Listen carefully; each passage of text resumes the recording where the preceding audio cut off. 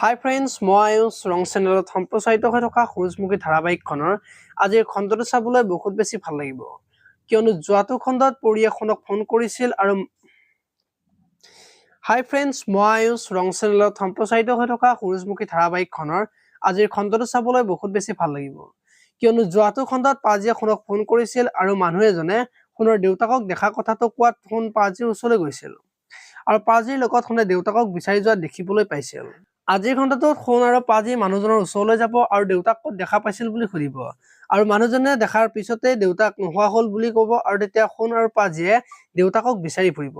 দেউতাকক দেখা নাপাই সোণৰ মনটো বহুত বেছি বেয়া লাগিব। এতিয়া বাৰু সোণে দেউতাকক বিচাৰি পাবনে, দেখিবলৈ পাব আজিৰ খণ্ডটোত। আনফালে আকৌ সোণক আকৌ পাজিয়ে মনত সান্তনা দি থাকিব আৰু সোণ আৰু অংশুৱে দেউতাক যেনেকৈ হ'লেও বিচাৰি উলিয়াব লাগিব বুলি আলোচনা কৰি থাকিব আৰু বিজয়ৰ মাকৰ যে মেণ্টেলিটিটো ভাল নহয় আৰু ড্ৰাইভাৰৰ ভনীয়েক এতিয়া আমাৰ ঘৰৰ বোৱাৰী হ'ব নেকি বুলি কোৱা কথাটো অংশুক ক'ব।